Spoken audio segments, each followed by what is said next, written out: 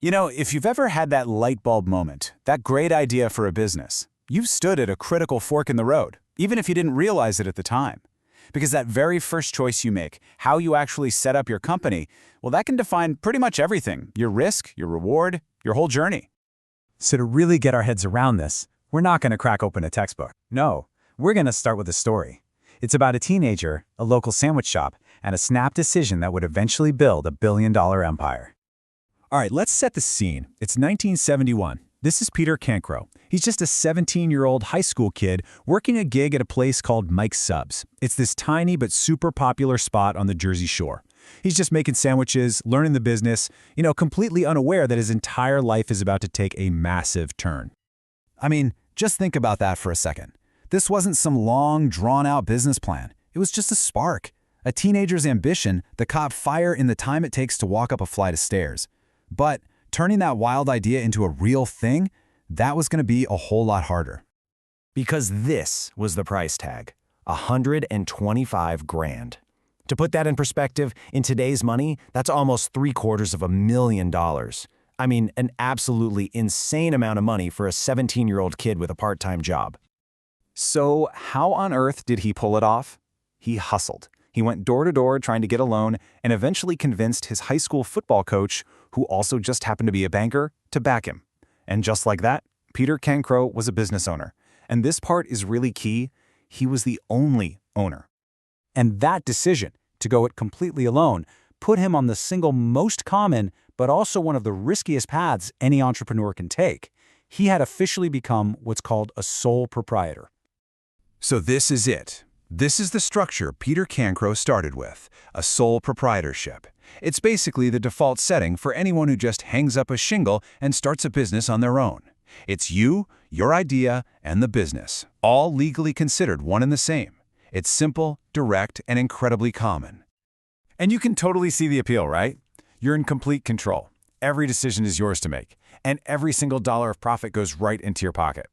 But the trade-off here is huge. You've got to come up with all the money yourself. And then there's that last item on the cons list, the one that really keeps founders up at night. This is the big gamble: unlimited liability. What it means is there is absolutely no legal separation between you and your business. So if the business racks up debt, you rack up debt. Creditors can literally come after your personal car, your savings account, even your house.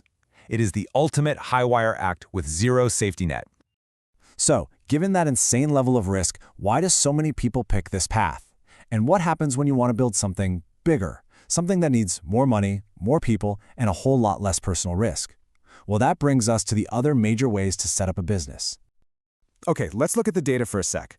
At first glance, the sole proprietorship looks like a no-brainer. I mean, look at that. Almost 3/4 of all businesses in the US are run this way. It's the dominant player by far. But hang on. Now look at this. This slide tells a completely different and, frankly, kind of shocking story.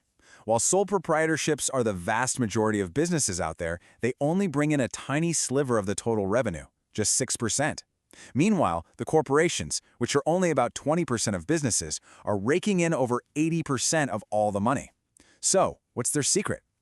Well, the answer is in those other two paths. You can either bring on partners to share the load, the risk, and the profits, or you can do what the really big players do. You create a corporation, a structure that is literally built for growth, and more importantly, for protection.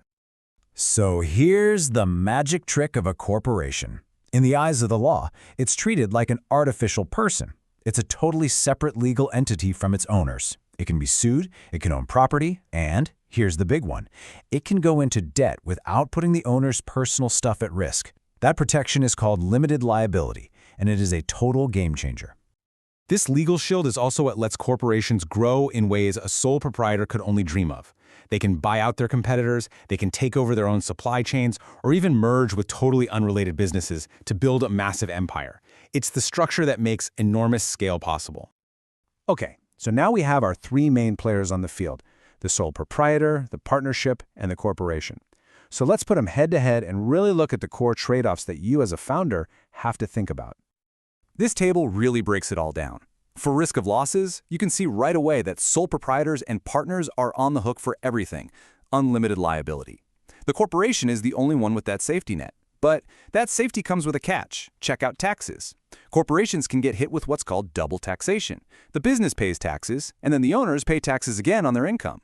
And finally, if you think you might want to close up shop someday, the sole proprietorship is a piece of cake to dissolve. The other two, way more complicated to unwind. So what you're really looking at when you boil it all down is this one fundamental choice. It's a trade-off between simplicity and safety.